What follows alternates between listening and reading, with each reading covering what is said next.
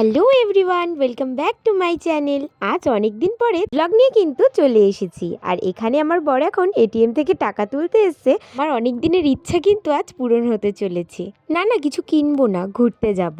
আর কোথায় ঘুরতে যাব সেটা জানতে হলে কিন্তু তোমাদের পুরো ভিডিওটা দেখতে হবে। টাকা তুলে বাড়ি আসার পর কিন্তু আমার বর আবার রূপচর্চায় ব্যস্ত হয়ে গেছে। দেখো কি সুন্দর ফোন দেখছে। ফোন দেখার আগে কিন্তু ব্যাগটাও গুছিয়ে রেখেছিল। আর আমিও কিন্তু বাদ যাইনি, আমিও একটু একটু রূপচর্চা করেছিলাম। আর আমার বর দেখো, এই চারকোল মাস্কটা লাগানোর সময় কিন্তু অত কিছু টের পাইনি, এখনও টের পাচ্ছে। এখন জোরে জোরে আমি উঠিয়েছি, আর আমাকে এখন আর উঠাতে দিচ্ছে না, ভয় পাচ্ছে, ওগুলো নাকি ওর খুব লাগছে। আর এরপর আমার বর মুখ টুক ধুয়ে হালকা করে হিরোর মতন রেডি হয়ে পুরো ফোনের চার্জার টার্জার সব নিয়ে নিচ্ছে। এক্ষুনি আমরা বেরাবো।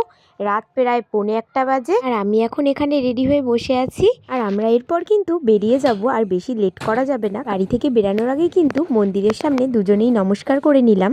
এবার আমরা দুজনেই বেরিয়ে পড়লাম পাহাড়ে যাওয়ার উদ্দেশ্যে। জীবনে আমার বাবা কিন্তু বিয়ের আগে অনেক ঘুরিয়েছে, কিন্তু পাহাড় কিন্তু কখনোই আমার যাওয়া হয়নি। ছোট থেকেই পাহাড়ে ঘুরতে যাওয়ার কিন্তু আমার ভীষণ ইচ্ছা ছিল, আর এই ইচ্ছাটাও আমার বর পূরণ করে দিল।